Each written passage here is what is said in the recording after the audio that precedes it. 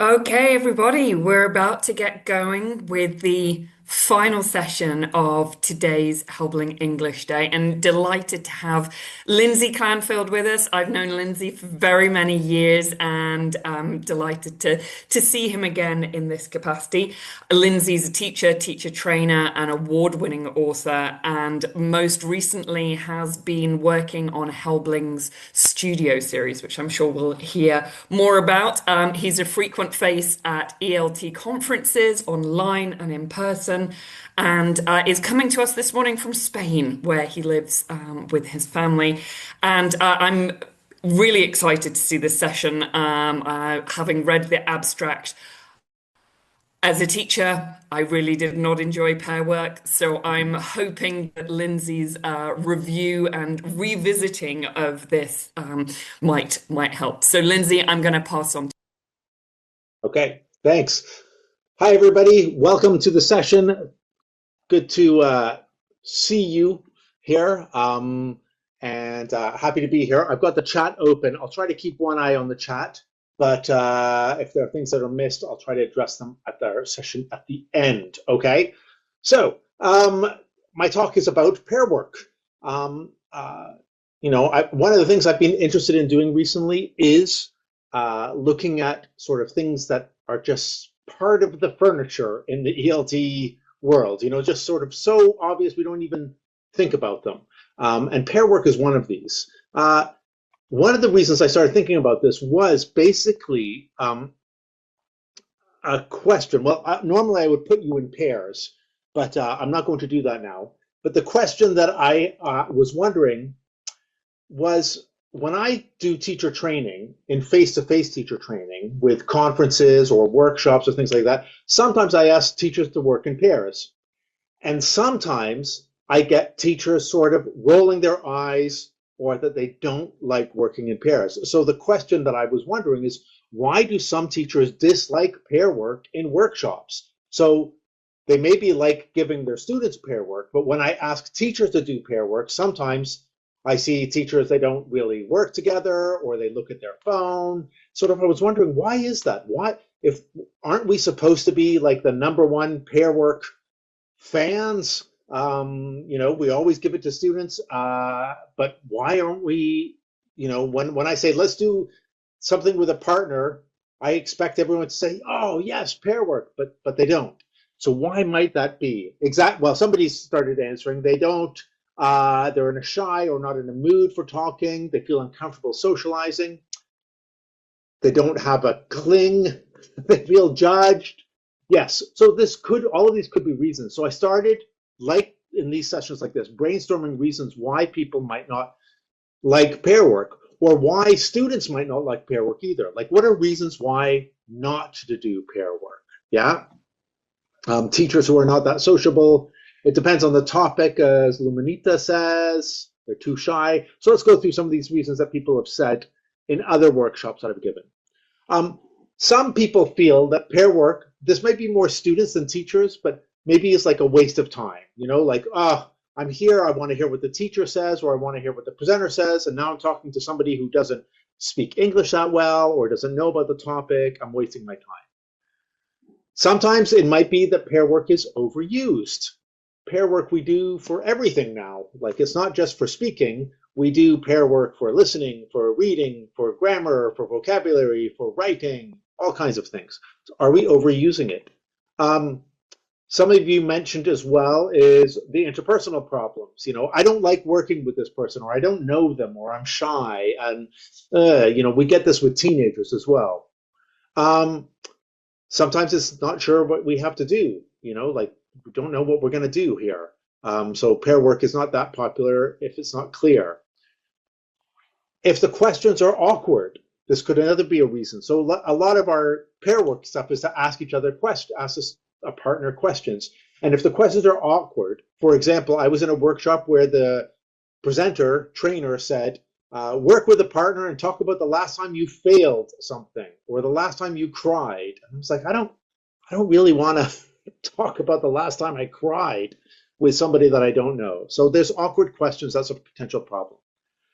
Other teachers, not language teachers, but other teachers, like math, science, etc., university professors and stuff might find that pair work is hard to control. It becomes very loud, very noisy. So if all of those reasons are not to do pair work, why do we do it so much? So let's go over some of the reasons. One of the main reasons that we're trained to do it is that more pair work means more time for students to talk. So increases student talking time. There's an idea that in pair work and brainstorming, two heads are better than one. It gives, curiously, pair work gives the learners more independence. So the teacher is sort of saying, look, you have to work this out yourselves. So it gives them independence.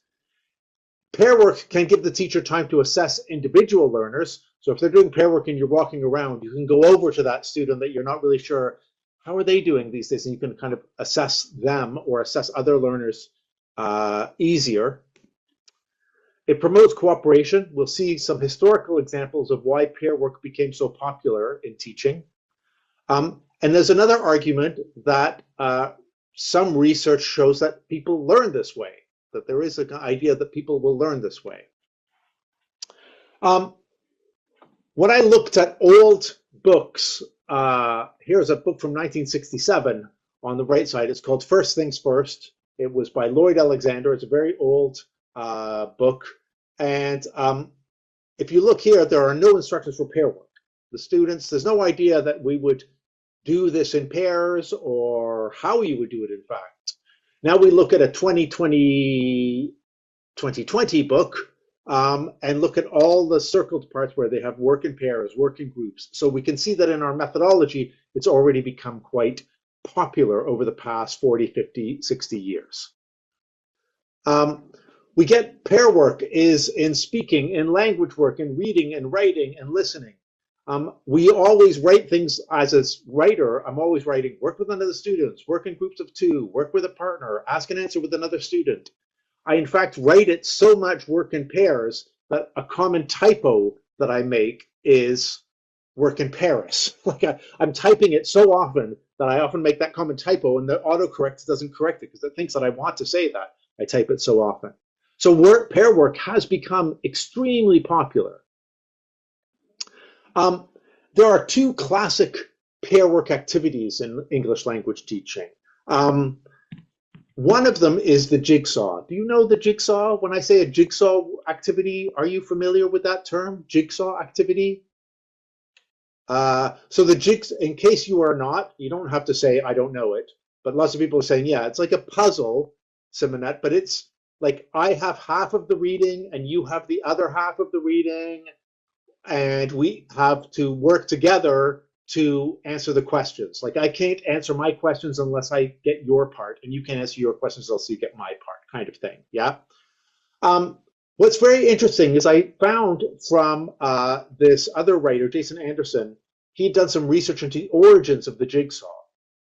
And jigsaw activities do have their origins. The term was from Austin in Texas in the 1950s. And it was an attempt, it wasn't for English teaching. It was an attempt to create a more cooperative activity in classes that had recently been desegregated for race. So in Texas, in the United States in the 1950s, in the past, classrooms had been separated by race, white and black classrooms, also by gender, boys and girls, etc. And there was the desegregation movement that moved all the children together. And what was happening was that it was a very competitive spirit in the classrooms, and they didn't want to work with each other.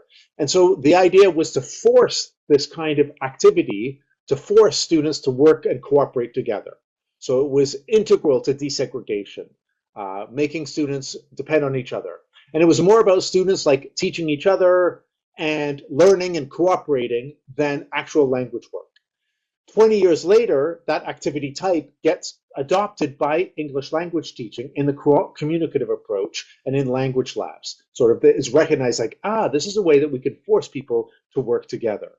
So that's one, and the term jigsaw, if we look, in the 1970s, it doesn't exist in academic research, and it starts going up and up and up and up and up and up and up into the 2000s, where you see that's where like English learning around the world is talking about jigsaw as a way to like force students to work together. So this was a kind of interesting thing. The other interesting activity type that was a pair work one was the information gap. Have you heard of information gap? Like the info gap activity.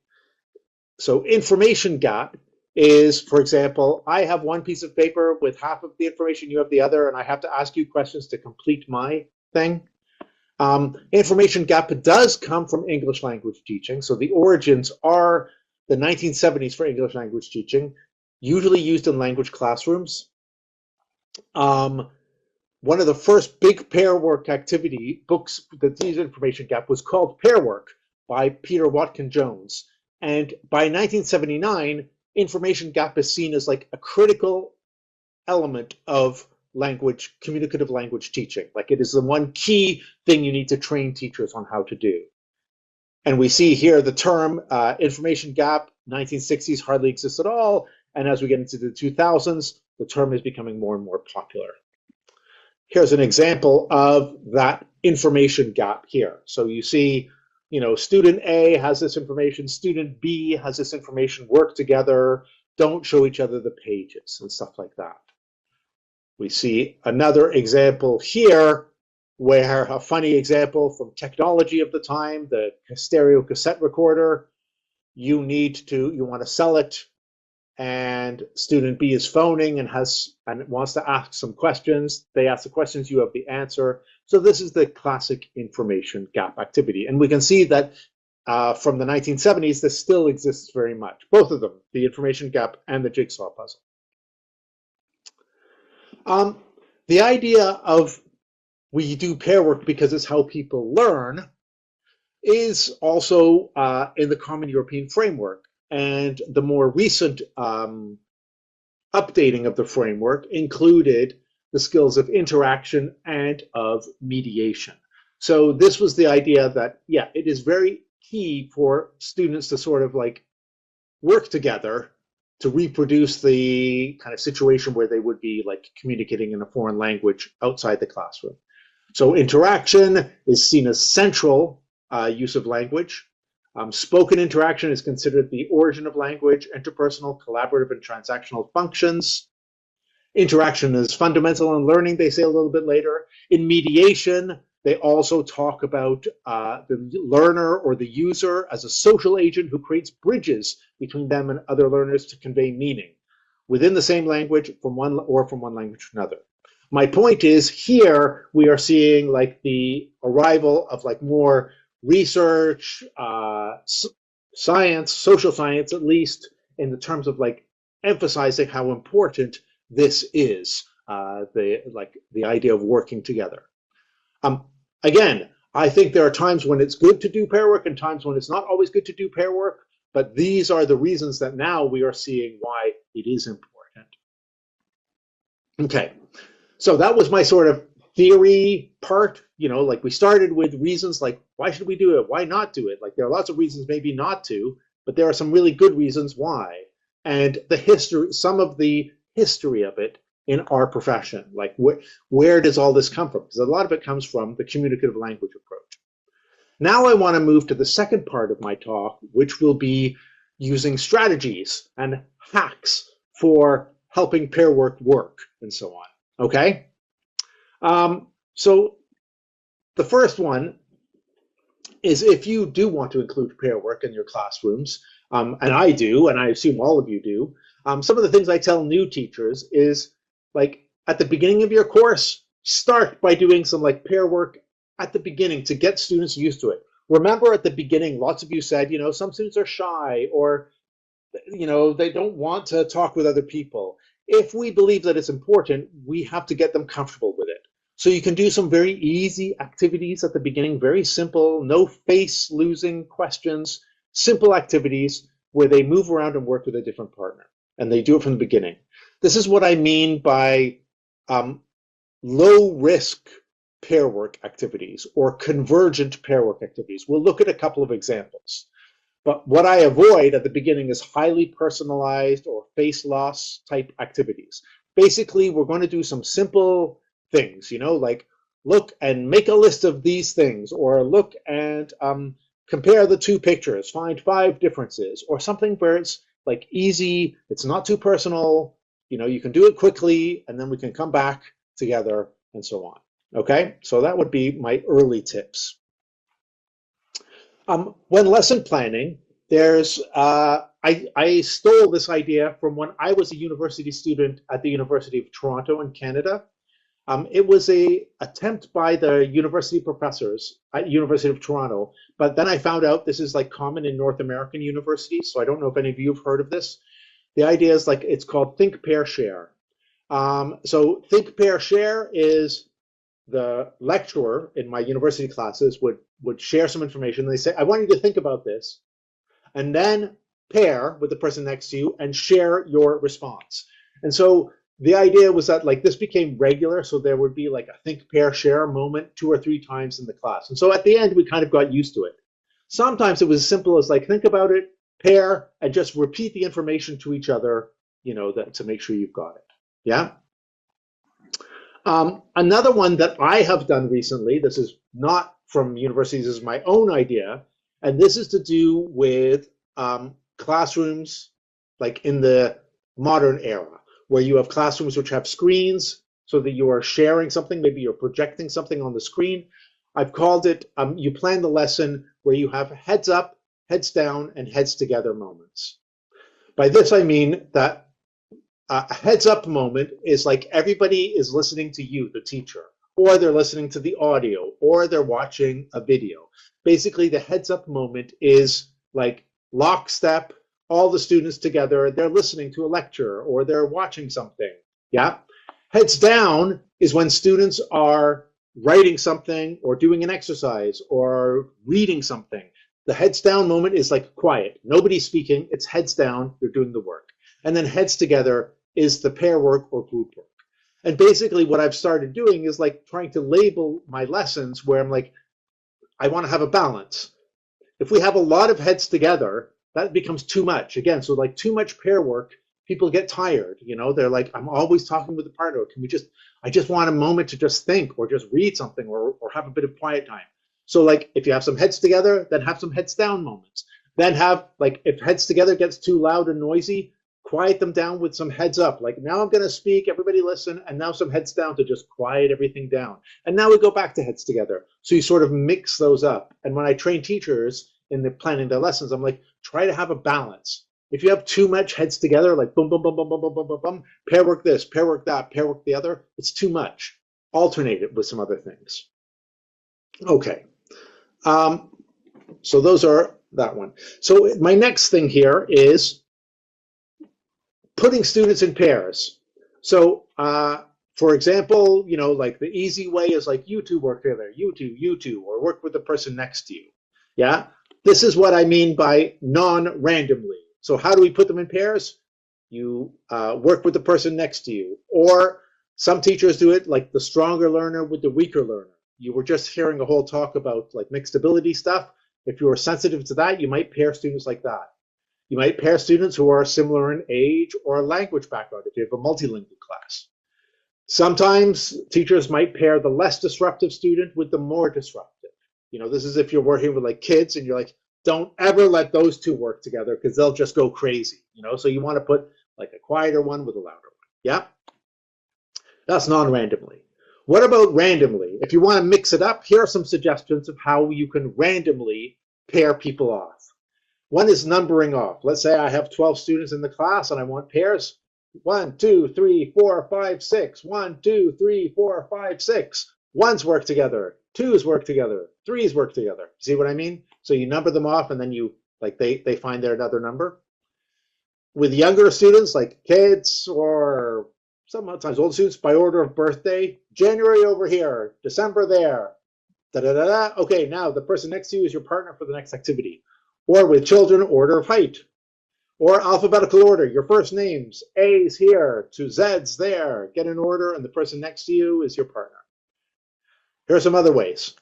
I had a friend who had this. They always had a deck of cards, and they would count, as students would come in, they would count the number of cards to match the number of students.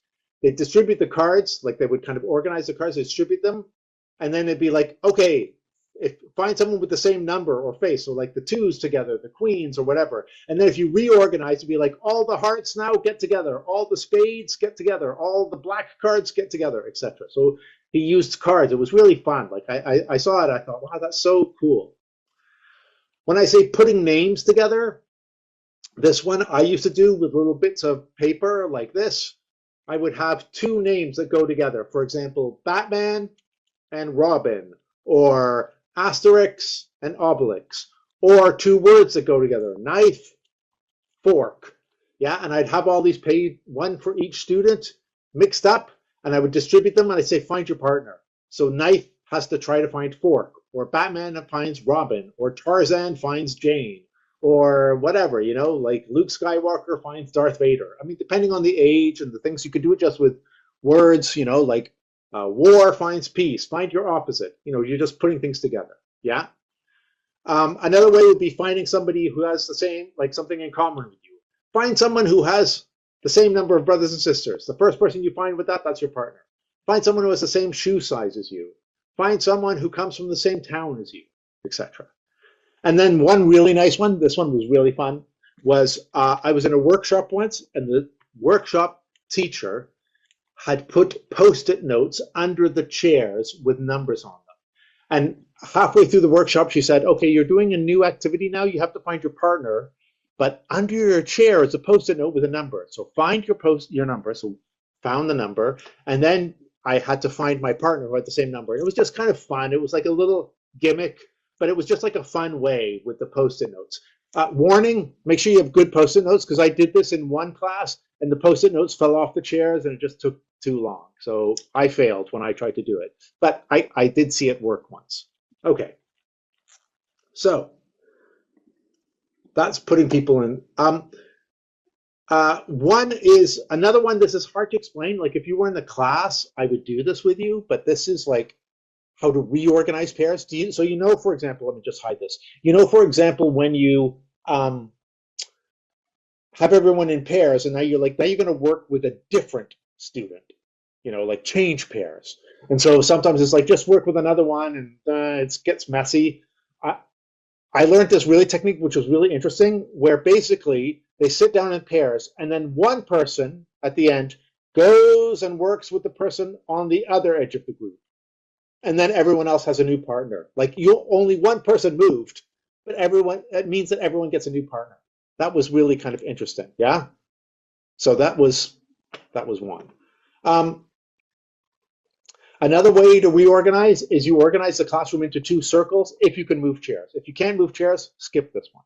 If you can, I love this one. I have two circles of chairs, so the chairs are all facing each other in circles. And students sit in the chairs and begin the pair work activity with the person in front of them. But the outside circle moves. So when I say, okay, outside circle, everybody gets up and moves over one. The inside circle stays put. So if you see what I mean there, like it's only one circle moving. So it's like a wheel going around. And I find that it really works well for certain groups. Like if you have 80 students in the class, no. If you can't move the chairs, no. Yeah? Okay. All right, next one. What happens, some of you are thinking, yeah, this is great. If I have 13 students, I don't have pairs. So when you have an odd number of students, what do? Like when you have not an even number. Group of 3, do you work with the student? I mean, there are different possibilities. Some put one of them in 3, groups 2 and 3. Okay, so let's imagine that you're making a group of 3, okay? I'm going to tell you 2 ways that I see this happen. One is the good way and one is the bad way. Here's the bad way of doing the group of 3 with pairs. So you're putting them into pairs. So you're saying you two work together, you two work together, you two work together, you two work together, you two work together. And you get to the end and you say you two work together, and then you see, like, let's say you see Charlie is sitting next to the last pair, and you say, oh, Charlie, okay. Charlie, can you work with Alina and Juliana? Okay, you're the group of 3. So that's, I think, is the not elegant way to do it. Because what happens is you do all of that and you get to the end and Charlie's there and she's like, oh, I just wrecked the activity. Like I'm the extra person. And the other two are like, oh, we have a group of three, so this activity is not going to be great. It's like, even though they might not consciously think that, subconsciously, it feels like Charlie has been the extra person put into that activity. Here's the better way of doing it. You see that there's a big group and there's not an even number. You start with Charlie. You're like, Charlie, you're going to work with Alina and Juliana. You three. Now, you two, you two, you two, you two, you two, you two, you two work together. The difference is it feels like now for Charlie and the other two, it's like this was part of the teacher's plan. Like, I wanted this to happen, as opposed to I planned an activity and now, oh, it's not working because I don't have a pair work. So you start with a group of three. Yeah. It's just a tiny psychological thing, but I find when I do it, the students just look way happier. Yeah. So you start with a group of three or the solo, or if like you're working with a student and I say, Liminita, for example, you're working with me. Now, everybody else, two, two, two, two, two, two. Or if I say, Adriana, you're working on your own for this one. I just want you to do this one by yourself. And then everyone else, two, two, two. As opposed to two, two, two, two, two, two, two. Adriana, can you just do it by yourself? Doesn't sound so elegant. Okay, good. Thanks, Liminita. All right. Next strategy, hack. We're going to do activities in a moment, but these are all hacks. For speaking activities, I get them to physically move their chairs so they're facing each other or they're a bit closer. When I say physically move, I'm like this.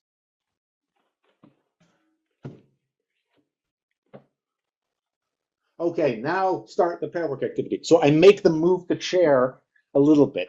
Why? Because I'm so used to seeing, like, especially teenagers or people like that sitting next to each other and they're not really looking at each other, and maybe they're like, they're doing the pair work, but they're kind of lazily sitting next to each other. Whereas when I say, turn the chair, face each other, put everything away, look at each other, now talk. If they're sitting in rows, they physically turn to each other or they stand up. So I'm like, okay, everybody stand up, now turn and look at your partner, now do the speaking. It just focuses their attention a lot more. If I say do it in pairs and they're like, they're sitting back, they're not really paying attention. Yeah. So, these are all different things. Like, you'll have to use which works best. I'm seeing people saying, well, what happens if it doesn't work like that? When a student doesn't, etc., etc. Like turning to mother language. These are the other issues. Okay. Someone just asked, is it okay to pair with the odd one out and do a demo conversation, then pair the rest? Yes, of course. I think that's fine. But you begin with that person. Anyway, we can talk about moving into mother tongue in pair work a little bit later. Okay. Okay, this is actually getting towards this. Monitoring and correction. So for the mother tongue things or whatever, I set a time limit. I demonstrate the activity. This is what someone else asked.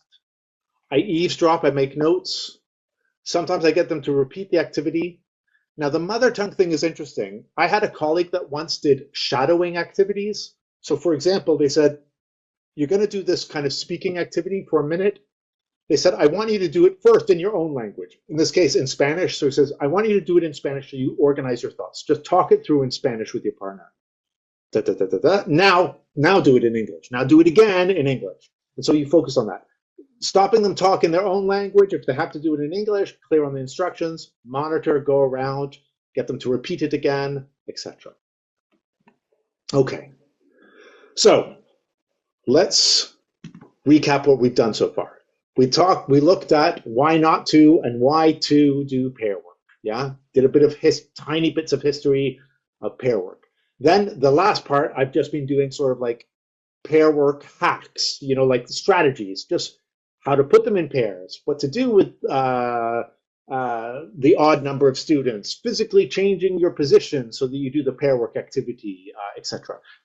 So these are like techniques. And now let's just look at activities. And what I call these is like twists on favorites. So these are favorite activities, like classic activities, just done slightly differently. Okay. So let's look at one here. Here you can see a list of 10 questions. Yeah. I'm going to hide this slide again. Hold on a second.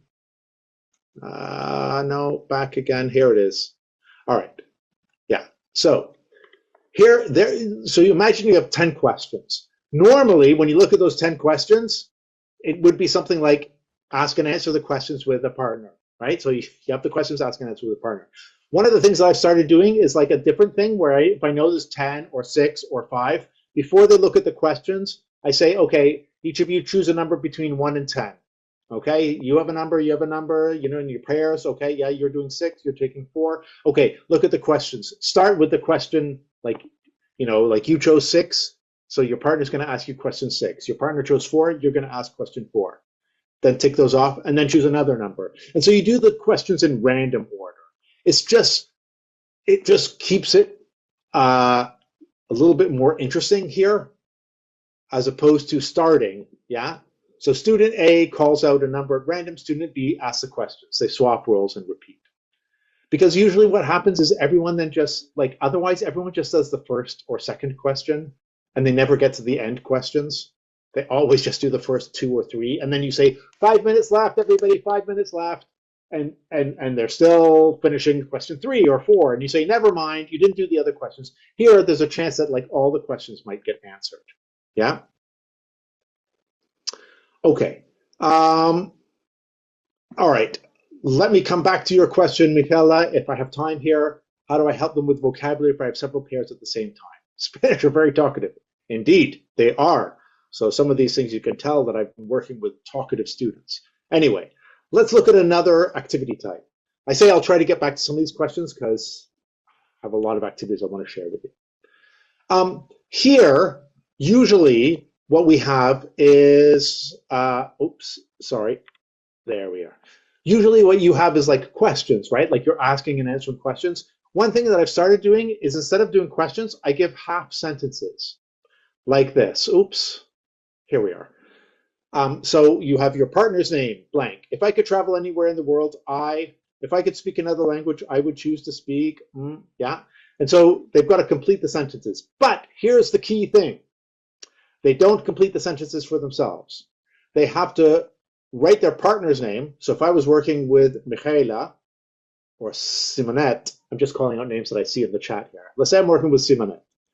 I would write Simonette's name, yeah? And the first part is no talking. I say to the students, no talking. This is heads down. Just complete for your partner what you think they would say. So I'd be completing for Simonette if I could travel anywhere in the world, and I would complete the sentence. I would go to Thailand, for example. If I could speak another language, I would choose to speak Italian. Now, you're Romanians, that's too easy. Let me say I would choose to speak Chinese, Mandarin Chinese, maybe. Okay. And then I fill out all those things. And then when we're ready, now it's turn to your speaking station, turn face each other, and I read the sentences out to Simonette, and she says true or false. So I would say, if I could travel anywhere, I would go to Bangkok. She would say, Thailand. She would say, yes, true, or no, that's wrong. So it's like asking the questions, the personalizing, but doing it just a different way. Yeah. So they're trying to guess the correct answer. And Marilena said Korean. She would learn. And so they would try to guess the right answer, and then the talking happens afterwards. So it's just a twist on the questionnaire. Obviously, we do questionnaires to get them to practice question forms. But if you find that you're doing lots of questionnaires, this technique is just like another option. Okay. Here is an example of a very simple and what I call a convergent pair work activity. This is the kind of activity I would do at the beginning with students. Yeah. I would because there's just they're just kind of dictating things to each other. There's no personalized element here. There's nothing really challenging. They're just saying things back and forth. Yeah, either measurements or numbers or whatever. I even had a really interesting one that I would sometimes do on my very first class, where the students in pairs had to count together. So I'm just work in pairs and this is low level, but you count to 3. So I say 1, and then you say 2, and then I say 3. And then we start again, where you say 1, and I say 2, and you say 3. And then I say 1, and you say 2, and I say 3. What's so funny is that it sounds really easy, but when you do it, you're always changing, right? You're never saying the same number. So you have to pay attention. And then to make it more difficult, you say, now go backwards. I say 3, you say 2, I say 1, you say 3, I say 2, you say 1. I say 3, etc. Yeah. So just something very simple like that is convergent. Again, it's more, the purpose here is a practice to get them used to kind of working together.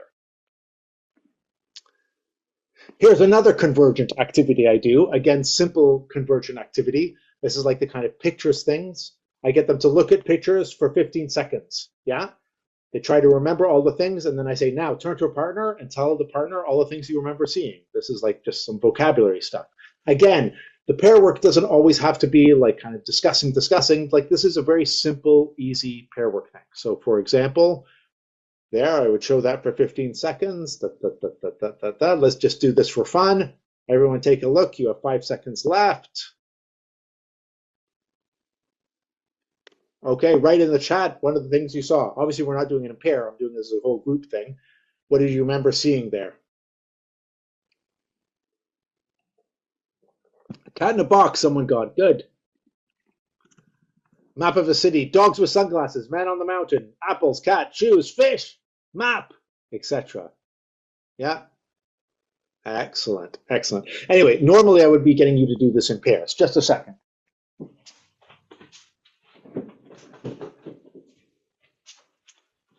Sorry, I had a cat scratching at the door. Okay, so this here, by the way, I'm going to just teach you an interesting trick here. Have you noticed that every once in a while I say, okay, and then I make the screen go white? Have you noticed I've been doing that? I found out very recently that with PowerPoint, when you're in a PowerPoint presentation, if you press the W button on the keyboard, the screen goes white. Like that. So when I want to do something with the students and I have a PowerPoint presentation, I want to take it away, I just press W. Yeah, and now I press W again, it comes back. Also, if I press B, the screen goes black. And now I press B again, and the screen comes back. This is a really cool tip here. Yeah. So when you press W, it goes white. When you press B, it goes black. Just a little tip if you want to like take something away and hide it. Yeah, white is probably better on a webinar. I think you're right, but black might be better in the classroom depending on the lighting in the classroom. Okay, let's keep going. Here's another kind of convergent activity where here like you have little cards. Oh no, this one is more personalized, but this is using like the card type thing. They turn over card, look at the picture, ask what experiences, etc. So this is just doing it with memory or prompt cards. Okay. All right. So, okay. Another one that I've been experimenting with is looking at reading in pairs. So reading aloud in pairs, where here what they do is we get a little text and they have to read it together. Sort of either they read taking turns reading sentences aloud, or they read some sentences together and they're kind of checking each other's pronunciation. So by reading aloud, I don't mean like around the classroom. I mean in pairs, they try to read like a text aloud together. Some lines quietly, some lines loudly. I've experimented 1 or 2 times, and it's been quite nice actually. You know, like there's often I see them kind of correcting or checking each other's pronunciation. So paired reading is another possible thing here. Okay, here I want to just share with you now. I want to talk a little bit about lots of these activities, by the way, come from the book Studio that I've done with Helbling, which you can see right here, and I'll give you some information about it later. With Studio and with many course books, you know how you have the functional language? So here, for example, we have a video of people in a shop. Let's just take a quick listen here. Oh, let me make sure that I'm sharing my sound. Okay, here we go. Excuse me, how much is this blue jacket? Let me see. It's $150. Wow, that's expensive. Can I try it on? Of course. What size are you? Small, I think. Okay. The mirror's over there. Thanks. Okay, so You have the idea, like the typical shopping thing. What I always wanted as a teacher, the minute that I got like a screen in the class and that I could show the videos, I always was thinking it'd be so cool if I could have like a background of a shop in the classroom, so that it could feel like they're in the shop. And so what we did in studio was um, we then Excuse have me. the task. So you're the customer, you're going to do the conversation like the video, but talk about different clothes, what are you looking for, etc.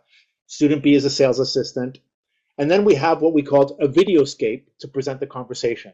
So they would practice the conversation, and then while they're doing that, I would show them this big picture, the same background that the actors had now is in the classroom.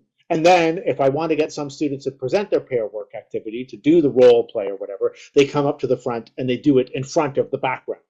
So we included, these are what we call videoscapes, where we included ones of shops, street corners for the directions, park for conversations, train seats or whatever, like they would see a video of people doing something, and then you could have the same background in the classroom for the students then to say like, okay, we're in the shop. You see, here's the shop, and so on. So that was just a little thing. You can make your own, of course. Like, I mean, we did this for a studio, but there's no reason to think that you couldn't. Like, if you're going to do asking directions, could book a big picture of a street corner and say, this is where we are.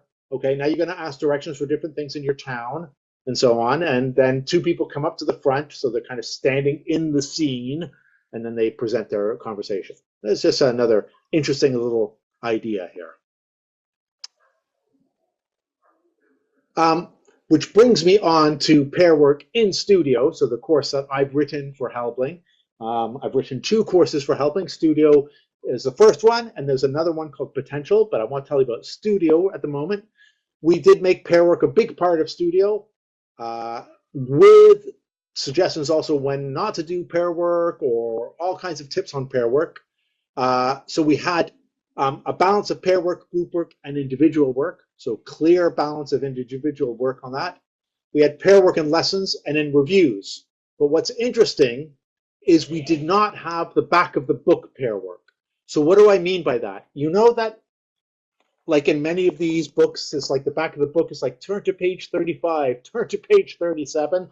And in my experience, it's always like a few minutes where everyone's like, what page, or, oh no, you're both on the same page. You've got to be on different.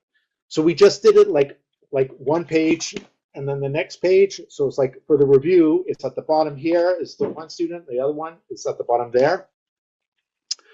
But more importantly, for the extra pair work thing, well, we use the videoscapes as well. So those are in the teacher's resource. And then we had a pair work app. So this was for certain adult classes where we put those things at the back of the book. We put them on digitally so that you could check them. If you're student A, you call up, I'm student A for this one, boom, and now I'm going to do the pair work there. So they do the pair work activity with the information. That's what it would look like on your pair work thing, the instructions, and then you get the pair work activity in there. And that's what you would see as student A, and that's what you would see as student B. Now, I know what you're thinking.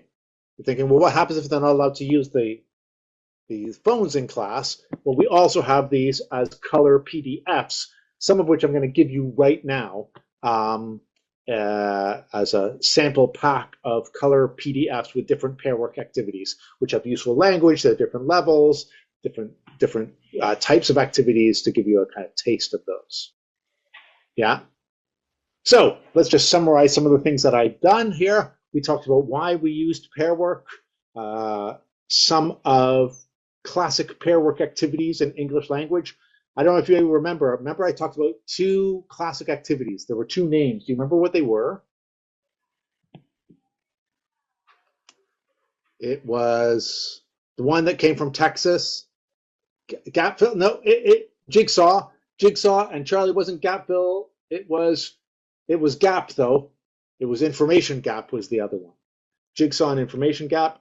We looked at pair work and lesson planning. Things like think, pair, share, or heads up, heads down, heads together, that kind of stuff. I went through lots of pair work hacks, what to do with an odd number of students, how to get students facing each other, putting them in pairs, etc. I went over some of my favorite pair work activities that are convergent or more open, so different kinds of ones. Talk to you about the pair work that I wrote in my book. And that's almost it. But finally, what I have for you, I asked Helbling to make one, is a pair work sampler pack. So on the last slide here, there's going to be a link where you can download for free, no commitment, no nothing, just like what we like as teachers, just free download of something, a pair work pack of several different activities in nice color that you can print off or display and students can do, so you can get an idea of the kind of stuff we were talking about here. Yeah, and that's at the sampler pack there. Now, I don't know, Martin, Charlie, I have it on my desktop. Can I drop it into the chat to share it like that and people could download it now? Or is it just better to do it like that? I mean, you can certainly try dropping it into the chat. Lindsay, why Okay, not? let me Let's give it a see. go. Let's give it a go. All right, so hold on a second. I'm going to stop sharing here. And What a treat to have a I'll go ahead PDF with to that. take Yeah, away. with a chart. It's a nice present. yeah, okay, so this is sharing this to everyone. Let's Amazing. just see, sharing from my computer. I'm not, by the way, I'm not giving you guys any virus or anything like that. It's a clean PDF. It's there it is. It's coming now. Okay. There we are. File is in the chat. So if any of you want that, you don't even have to go. I'm going to share this site again so you get all my information. But it's in the chat now. If you open the chat, there is a file there where you can get that thing. Yes, I could download it. So excellent. Okay. So it's a very simple pack of all the different stuff. And anyway, and that's as like a thank you from me for coming to the presentation. Thanks, everybody. Lindsay, thank you so much. What I love about your sessions is they really get into the nitty-gritty of the classroom, and I think that's so valuable, particularly when we've all been teaching for many years, that coming back to something, that we rely on daily is really helpful. So thank you so much, and thank you for that PDF. What a treat for everybody. And thank you again to Helbling and to Fisher for putting this on for us. And don't forget to follow Helbling English and Fisher English Hub online as well, so we can hear your feedback. I believe Fisher are going to try and get out all the conference packs to people as soon as possible. But please be patient. We've had over 700 people join us and over 1,000 register. So that's amazing. If you need anything, then reach out to Fisher directly. Simona will be very happy to help you. And Lindsay, we might ask you to drop the PDF in the chat one more time, because I think we've had so much gratitude coming through that it's been lost in the chat. So Lindsay will drop it in one more time. Thank you all for your gratitude, and we will hope to see you very soon. So we will leave you. We've finished bang on time. On our presenters are wonderful and professional, and certificates and the registration packs will be coming to you next week. So thank you again, Lindsay. Thank you again, Helbling, Simona, and everybody. Enjoy the rest of your weekend. Thanks, Charlie. Thanks, Helbling. Thanks, Fisher. Thank you all for coming. Bye now. Bye-bye. It's back to the chat again.